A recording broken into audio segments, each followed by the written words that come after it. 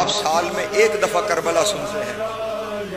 اور گریہ کرتے ہیں، میرا یہ 12واں امام دن میں 5 دفعہ پوری کربلا اپنی آنکھوں سے دیکھتا ہے۔ جہاں خون روتا ہے نا چودھری فاروق صاحب، جہاں خون روتا ہے زہیب بھائی، جہاں خون روتا ہے، وہ منزل بیان کی ہے آقا مرشی نجف نے۔ وہ کہتے ہیں جب میں اپنے امام کے سامنے پہنچا تو امام مصلی عبادت پہ بیٹھے رو رہے تھے، مسلسل امام کی آنکھوں سے آنسو جاری تھے۔ کہتا ہے میں چلتا ہوا امام کے پاس گیا اور میں نے دیکھا کہ امام مصلی میں اس جانب دیکھ کے رو رہے ہیں جہاں سجدگاہ رکھی جاتی ہے،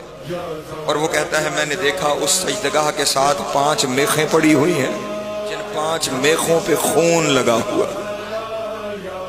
5 میخیں جن میخوں پر خون لگا ہوا ہے۔ مرشی کہتے ہیں میں نے مولا کی طرف دیکھ کے کہا مولا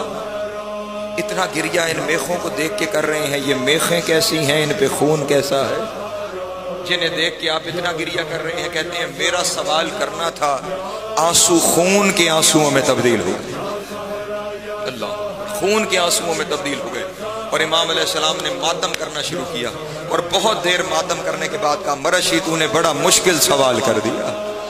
مرشی بڑا مشکل سوال کر دیا۔ وہ کہتے ہیں میں نے بھی روتے ہوئے کہا آقا اب کر دیا سوال تو فرمائیے یہ میخیں کیسی ہیں، ان پہ لگا ہوا خون کیسا ہے؟ کہتا ہے امام نے روتے ہوئے کہا مرشی تجھے پتا ہے نا ہماری دادی زہرا کا دروازہ جلایا گیا؟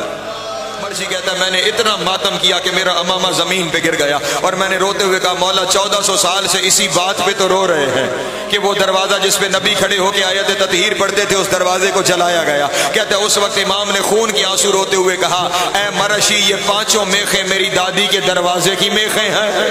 اور مرشی دروازے کو آگ لگائی گئی نا، اس وقت یہ میخیں گرم ہو کے سرخ ہو کے دروازے سے باہر آئی، اور جب ظالم نے دروازے کو لات ماری دروازہ میری دادی زہرا پہ گرا، یہ 5 میخیں میری دادی کے پہلو میں پیوست ہو گئی۔ انہی میخوں کا لگنا تھا کہ نبی کی بیٹی نے پکار کے کہا یا علی میرا محسن، یا زہرا یا زہرا یا زہرا